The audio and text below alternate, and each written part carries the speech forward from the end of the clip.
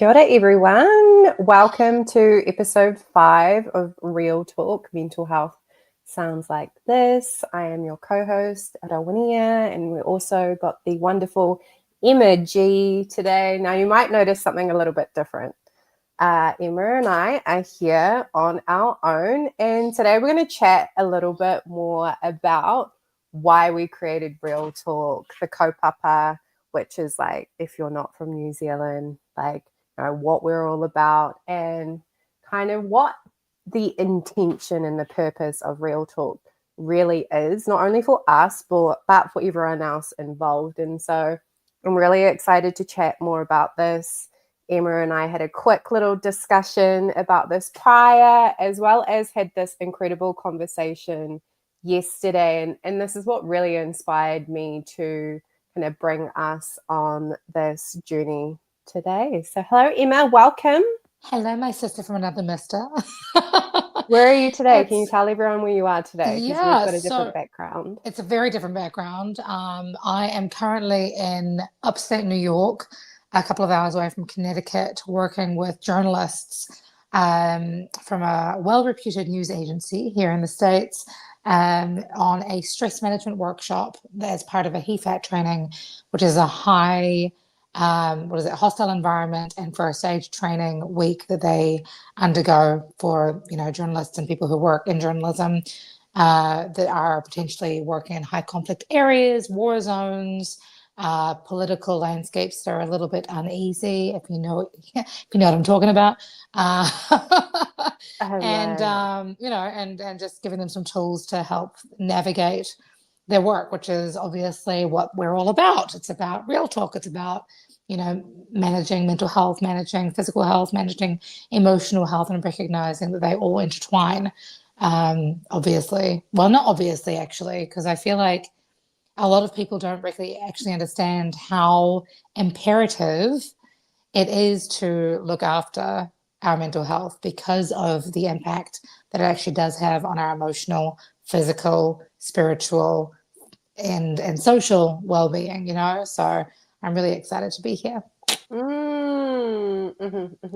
Yeah, I really love that you said like how a lot of people actually don't realize like the interconnection and like how each thing like impacts each other, because I think that there is like this misconception, right? Like if you just like focus on, like, for most people it's their physical health, right? Mm-hmm. I mean, that's what I noticed being like a CrossFit coach from New Zealand. Like a lot of people tend to focus on that alone, forgetting that really it's like the interconnection like of all those. I think you mentioned 5 things, which I love, because that's like from the Te Ao Māori model of health, which for those of you that don't know is Te Wharitapa Whā, which was created by Dr. Mason Jury. And like that's kind of like how I see health and well-being, is kind of through that lens and through that model. Yeah, it's through Te Wharitapa that I got my teaching qualifications, so as much as with your CrossFit coaching, that those 5 principles really tie into your work. As an educator, as an empowerment coach, I do exactly the same thing. We need to be able to maintain and feed all 5 facets of self in order for us to actually come out of whatever it is that we're working on whole and healthy. I was delivering my stress management workshop today and telling, the participants that, and I say this because kind of hesitantly, because I feel like it's obvious, but for many people, we don't understand how much of an impact stress has on our bodies. It lives in us. And so the more we hold on to it, the more negatively it affects our immediate health, obviously, because nobody likes to be stressed and, go home and blow up at our kids or our husband or whatever. But also, the long-term effects. Stress manifests as cardiovascular illness. It manifests as, it lends itself to diabetes even. There's a whole host of illnesses that come as a direct response to how we manage our stress. So being able to really look at the whole of a person's health as opposed to focusing just on one aspect, I think is imperative. Yeah, totally. Because I think, as you're talking about like stress, right, and it being like a whole person, like a lot of people, like I'm sure with like what you're delivering, they're looking at it through the lens specifically of like workplace stress, right? Like Mm-hmm. the stress that comes from being in that specific workplace, not recognizing that there are so many other types of stresses that can contribute to like our overall level of stress and actually how we're experiencing things, and actually what are the choices that we're making that either kind of give us energy or perhaps like drain us, or that like mitigate the stress that we're actually navigating, or even ideally eliminating it. Because like I know for myself, like I think back to prior, like before I started coaching, like a lot of the stress that I was experiencing came as a result of like the choices that I was making. So, like for me, it was like, you're laughing, it was like staying in a role and working for an organization where my work wasn't valued, I wasn't being seen, I wasn't being recognized. And so that like added to like the overall stress I was experiencing. I was also in a Mm. very unhealthy relationship that I kept choosing to be in, which was adding to the overall stress that I was experiencing. And so it was like those choices that I was making, right? Like they were the things that like I had power and control over. And there are so many people, I'm sure you can like elaborate on it more, like that don't necessarily think that they have power and control over the stress that they're experiencing in their life. Yeah, I'm please excuse my smiling and grinning and laughing a little bit because I was literally just saying, half an hour ago, emotion is just energy in motion. What we choose to do with that energy is completely our choice, to your point. And so, for many of us, creatives especially, especially for journalists, right? We find ourselves in these high intensity circumstances, and then we do the work, we get that hit of dopamine, and then we become addicted to that dopamine, and that just kind of replicates, and reproduces, as we try to keep chasing that story. Myself, as a singer songwriter, very similar to you, found myself in toxic relationship after toxic relationship, and I didn't conceptualize at the time that I was actively choosing that energy. The emotion is just energy in motion, in a way that um, I would find myself in these horrific situations so that I could write dope music. Oh my gosh, you this know, is so bad. I shouldn't be no, laughing, but but like I get it. literally, and I actually literally wrote a song about it called Chasing Love Songs. That was like my heart moment, like, oh crap, I'm choosing this because I'm not chasing the healthiness. I'm not chasing the healthy relationship. I'm not even chasing, I don't know what I was chasing, but I can tell you I was chasing a good song, you know, and how horrific. I'm so sorry. Goodbye. Don't call me, I'll Yeah. call you. But you know what I mean? It's that whole emotion is just energy in motion. So what you choose to do with that emotion and that energy is literally up to you. And so, I'm talking to these people today about, our ability to cognitively reframe, and how to learn how to think of negative situations as more empowering situations, or ways that we can turn that energy into physical activity. For you it's CrossFit. It was CrossFit for me for a long time. It then turned into bodybuilding. My husband and I ran a Krav Maga self-defense school, so our slogan is literally come here, hit things, feel better. That's just energy and motion, Yeah. right? Yeah. And but it could be writing a song, it could be writing a book of poems, or it could be Mm. whatever it is. But recognizing that we do have power over that. I don't think we give ourselves enough grace or permission. Mm.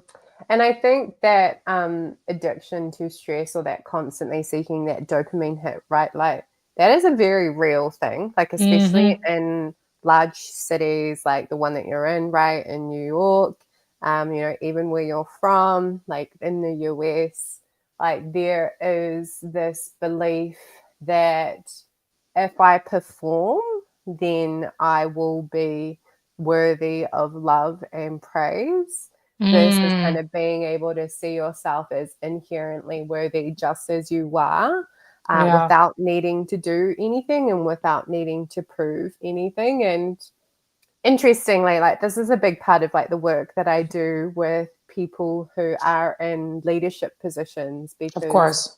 a lot of the people that I work with, high performers, highly ambitious, and have lived on this cycle and this treadmill of doing like for so long, right? And they've gotten so much praise from performing. And so it's then become this like identity. It's like, well, who am I if I am not performing at this high level?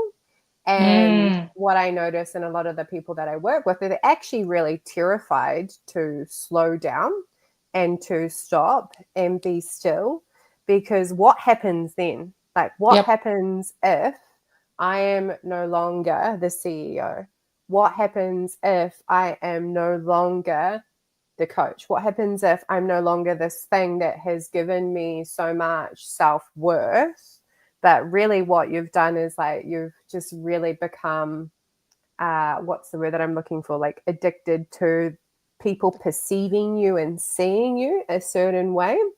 And that can be like a really scary thing. Like if that gets like swept out from under you.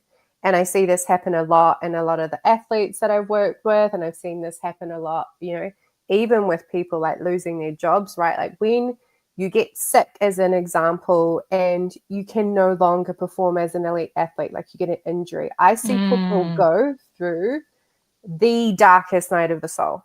And then of course. similarly too, like with people who are leaders, and say for example like maybe they get fired, or maybe something happens, right? Like it's like they completely lose who they are Yeah. and like just have no idea what to do. They have to have a Mufasa moment. And Completely. that's the moment. Do you know what, I'm laughing and I don't even know what that means, I'm being Oh, honest. from The Lion King. Well, like I I don't know know who the I am. Lion Right. King, but I'm Yeah. like, When he's like, I'm your father, you are my son. You are rightfully okay. Anyways, I am intrigued by your comment about the big city high achievers, because I feel as if identity is linked so much so to our careers and our doing, regardless of whether we're from a big city or not. Like, you and I both grew up in Hamilton, and I definitely felt a tie from a very early age to who I was, being what I did. I've been singing my entire life. I recorded and released my first song when I was 10, and so all throughout my life, I've always been the creator, the performer, the teacher, the entrepreneur, the whatever, that I didn't know for the longest time who I was. In fact, it wasn't until I met my husband that he finally gave me permission to like figure out who's Emma as opposed to who's Emma G, right? mm, And I think that's a huge point that you raise, because so many people worldwide, well, I should say predominantly, I think in Western culture, tie their identity to what they do, and the accolades and the letters after their name, and you know the ranking that they may have, even to being a mother or a father. Who are you outside of those boundaries?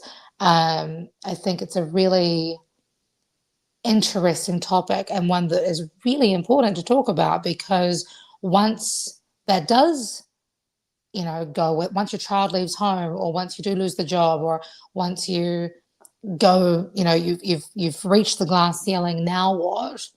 That you kind of are faced with this, okay, Mufasa, who am I? Yeah, I mean, right, it does affect so many people, right? And I love how Mm. you talk about it, like, being a mother and all these different identities. And like simply put, like it's a way that we can almost like categorize ourselves, right? And so the way that we can make meaning from like a belonging point of view, like typically Mm. like that's why most people like create these like identities for themselves. And one of the biggest things I've like had to learn is like, is that identity helpful or is it like harmful? And I even kind of talk about this like with my clients. It's like, okay, cool. Like, does this identity really help you in terms of like, your self-worth, like how you see yourself, how you present yourself to the world? Or is it actually like harming you in terms of like how you're thinking and the way that you're being? And like what I mean by that is like sometimes it's like actually, I no longer identify with this specific identity that I've created for Mm. myself. And one of the things, and this is something that I'm so grateful for in my own personal journey, is like God is really like humbled me a lot when it comes to many of the different identities that I have become addicted to Mm. over the Mm. years. And like essentially is like pulled that thing away from me so that I could learn to see myself as I am, as Rawinia, Mm. without being called, for me, some of the identities that I've had is like the CrossFit coach. Oh yeah, she's the CrossFit girl. Or like when I Right. used to work, or when I used to work for Lululemon, which is like a global activewear brand. Like a lot of people knew me as the Lululemon girl. And so like all these different identities that I became, you know, really accustomed to being seen as, like it was really challenging for me when I grew to let go of them. And I think that's the thing that a lot of the people that I work with most struggle with. It's like, okay, actually, I'm no longer feeling fulfilled in this role, Mm. or I'm Mm. no longer feeling fulfilled in this identity. And I've really lost like my spark, or I've lost like that thing that kind of pulls me forward. But I'm really afraid to let go of this identity because I've invested so much time and space into it. And that's typically like what I notice in a lot of the people that I work with. It's like actually like, well, what happens if it's like that fear of the unknown, right? Yeah. And Yeah. I love the unknown now. I think I laugh because I'm like, I am really calm in the chaos. Yeah. And the only reason why I'm calm in the chaos is because I have God. And I would have been previously like super anxious, super worried about all of that stuff. But now I'm just like, okay, cool. Like, if that's not meant to happen, God's got me. I'm okay. Mm-hmm. And I also have the skills and the tools to be able to support myself through any change and transition, such Mm-hmm. as like if we're going back to like what you were talking about earlier, like emotions, like energy and motion, like how do I direct any unhelpful emotions that I'm experiencing into something that is helpful, such as like going to the gym and Yeah. or like going for a run, or Yeah. even like writing a post for social media, or writing my book. Like what are the things that are going to be helpful in those moments that I'm feeling perhaps a little bit wobbly? You have sparked a number of ideas in my head and thoughts in my head. The first thing that you made mention of about the identity reframe, when I was doing or preparing for my first TED talk back in 2021, one of the things that I found really difficult to do was focus on one topic, because every first of all, I don't see life like a book. I see life like an album, right? No album is the same song repeated over and over again. nor is a good album repetitive of the same topic. You have different keys, you have different tempos, you have different subject matter, you have, a good album kind of is rather diverse in my way of thinking.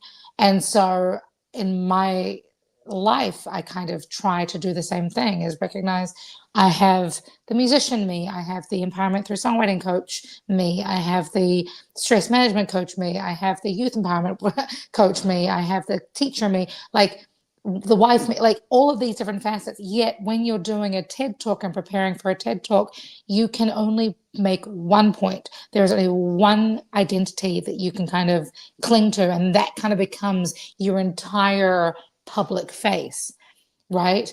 And that kind of always both intrigued me and frustrated me, because I just feel like you're doing yourself such a disservice by ignoring, and to talk about, our conversation last night, the gifts that God gives us. We need to use those gifts so that we can get more, and so that we can become more, and so that we can evolve as human beings, and broaden our horizons and become the best versions of ourselves. And I think, the more you zone in on one aspect of yourself, cool, but recognize that the wind of that door opening also opens another door, and you should go into that door as well and explore more about who you can become, and recognize that you're powerful because of all that you are, not just because of the one narrative that you've married yourself to. Because at least with the clients that I work with, and in my own experience, by ignoring the multifacetedness of ourselves, that can contribute to so much anxiety, so much stress, so almost contempt, so much contempt, for people not understanding your true self, because you're ignoring so much of yourself and hiding so much of yourself. I think, there's so much value and just showing up wholeheartedly, fully, unapologetically, being like, this is me, let me sing you my songs, baby. Bring it on, world, Yeah. I really love that you brought this up, because I think this is something, I love how you use the word intrigued, because I would get highly frustrated with these types of experiences and scenarios, because I'd be like, but no, I'm not just this one thing. I'm like all these things, right? I'm an auntie, I'm a sister, I am Maori as well, as an identity, I'm all these things. I'm a leadership coach, an authenticity coach, an author, a friend, I'm all these things. And you cannot put me in just this one box. Amen. If you try to, then what you're doing is you're really distilling the true essence of who I am. And it's not the whole truth, right? You're not actually seeing the full spectrum of who I am and what it means to kind of be in my presence and, and share the gifts, right, that God has given me and you. And I think a lot of people do themselves a disservice. And what I notice in a lot of the clients that I work with who are in the corporate space, leadership clients, right? There is this narrative that you have to leave your personal life at home, and you've got to leave yourself, you've only got to show up as this corporate version of you. And that's really hard to do, especially if you're going through a really challenging kind of part of your relationship at the time, or perhaps, even someone in your family is sick, and it doesn't really kind of take into that full spectrum of what it means to be a human. And that part also contributing to then how you show up as a leader at work, because it's all interconnected, as you were saying earlier, right?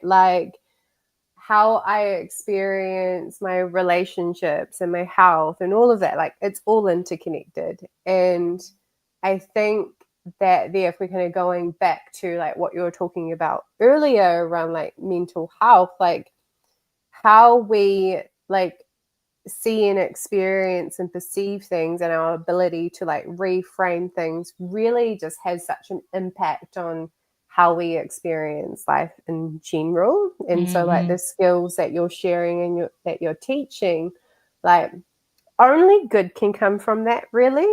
I Especially hope so. given you hope so. I'm like, well, you know, especially given, and this is why I do the work that I do, right? Is like there is a lot of pessimism, there's a lot of like criticism out in the world. Like, you know, if you look at social media, like not always, but like a large majority of it is people being quite critical and trolling other people, or people, you know, like complaining about their lives, right? Versus, okay, how can we look to reframe the challenges that we're going through and seeing it as an opportunity for me to be able to learn, or Yeah. seeing it as an opportunity for me to grow, or however you're choosing to reframe it in a way whereby it's going to help you in your journey and kind of give you your power back, right? Versus giving your power away to something and like something external to you, because we have so much more control over the outcomes in our life Yeah. than we think that we do. Yeah. It's I love that you talk about that with regard to like how, you know, seeing how we can grow and learn from it. One thing I mentioned in my book, that's coming out soon. I'm so excited. Is not just looking at it as how does this help me learn and grow, but also how does this help me to connect? Because the more we can sort of lean into those difficult spaces or those challenges that we have or those sticky points in our life, I think we're also able to then help others connect with us and recognize that, oh shoot, we actually experience the same things. We don't need to yuck each other's yums in order to feel superior. We can meet each other's yuck at the same time and be like, okay, how can we grow this? How can we turn this into fertilizer and grow from it together? I think is a really beautiful opportunity. And the reason why I'm bringing that up specifically is, you know, you identify one of the first things that you mentioned just now about who you are beyond the CrossFit coach, beyond the leadership and authenticity coach, is that you're Maori. Now, I am coming up to my 10-year anniversary of living in the States, coming up this Monday. And that is quite pivotal for me because having grown up in New Zealand, where there is such an emphasis on the pepeha, and for those who don't know what a pepeha is, it's, you know, introducing yourselves as your name is the last thing that is relevant to your identity, right? It's, you know, you talk about the waka that your family arrived to the country on. You discuss the mountain you grew up next to, the river and the ocean that flows through your veins, the marae or church or meeting place that your family go to, who your grandparents are, who your parents are, who you are is the last, you know, bit of the puzzle. When I first moved to America, and still to this day, I will constantly ask people, where are you from? And I tell you, Ra, the number of people who have accused me of being racist for asking people where they're from is shocking. Now, yes, you find that shocking, but because there's so much marriage to one line of identity here, it's almost like you're trying, there's this idea, I think, that people kind of like, oh, where are you from? How are we different? Whereas, you know, myself being from New Zealand with Iranian, Norwegian, American, Fijian ancestry, with family in Iowa, family in Los Angeles, family in Pennsylvania, New York, you know, for me, it's about connection. It's about, okay, is our waka the same? Is our mountain the same? You know, how can I identify with you? How can I relate to you? And I think, again, so the five facets of self, social being one of them, being able to find that community, find that connection, find that aroha, um, has been really beautiful in my journey when I'm navigating life as a musician, touring through Mississippi and Arkansas, as well as New York and LA, but also as a coach, so that my clients can feel like they have some kind of connection to me, even if they're based in. I've got one client based in Tennessee. You know, she's 17 years old and, you know, very, very different life to what I have. But we've still got some connection there because there's some assimilation in experiences or in backgrounds or in culture or in identity or in struggle, you know what I mean? And so I don't know, I just you made me reflect on that, as like that's something that I think is one of the beautiful things of coaching from the perspective of the New Zealand culture, Maori culture, Pacifica culture, especially in Canada where you are, and in the States where I am. It's intriguing. I'm smiling because I'm like, here I am shocked, but then also I actually had an experience when I was in London and England, and I did ask someone, I was like, where are you from? And she did take it very personally and thought it was very offensive. And so I, you know, I sat and I wanted to ask her like her experience and like, you know, like why she thought that way, and then kind of explained, you know, how I saw things. And, you know, again, like I really love how you talk about like it's an ability to connect with people, right? Because in that moment, like it just got me curious about her way of thinking and like why she thought the way that she did, and me getting to kind of share, you know, why I think I act the way that I do. And, you know, I think if we go back to like the identity piece, right? I know for me, like knowing who I am and where I'm from and kind of like what you were talking about, right? Like it really gives me so much, like in Maori, we use the word like mana. And it's just like this deep certainty of who I am, where I'm from, and why I'm here.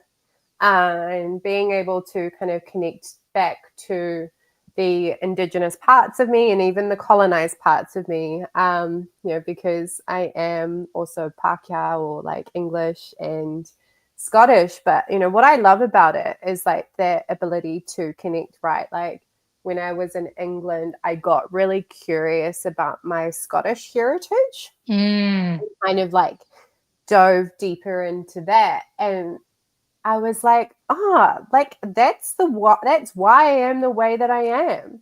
Like I am a really fiery person, and like that comes out in the Maori part of me. But then when I did more research into the Scots, I was like, oh yeah, like they're like warrior people. They're badass.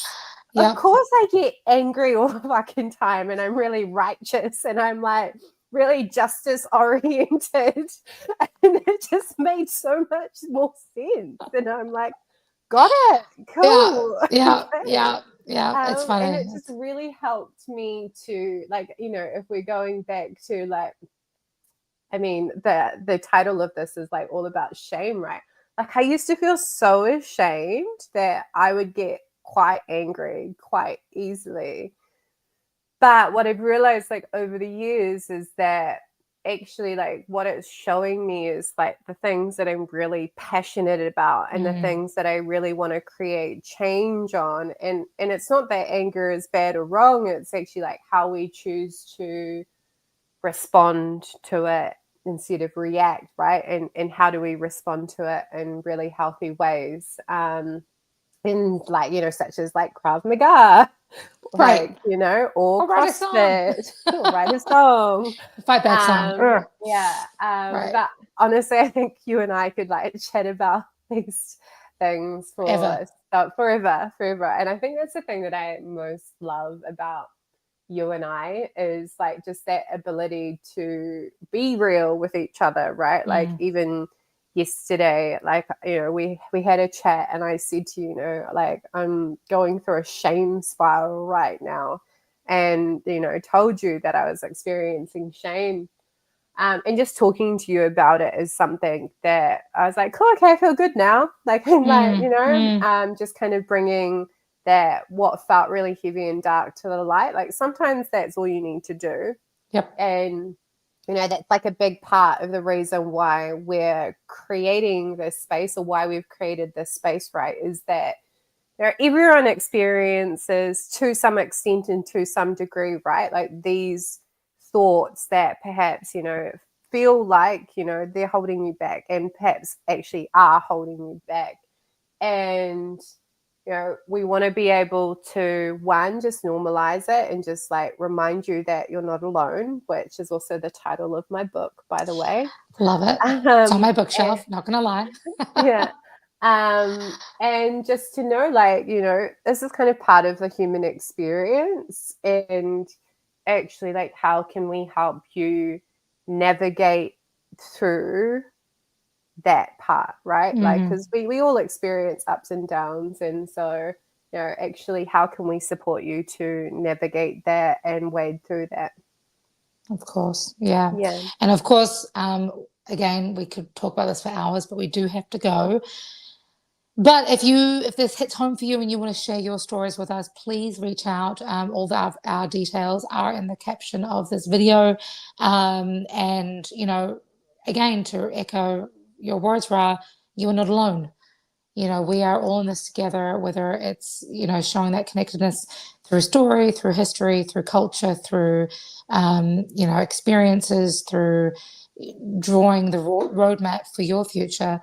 We're here to support you. We're here to help you navigate your future with power, dignity, and love. And on that note, until next week, friends, be good, be kind, spread love like it's going out of fashion, and we'll see you next time.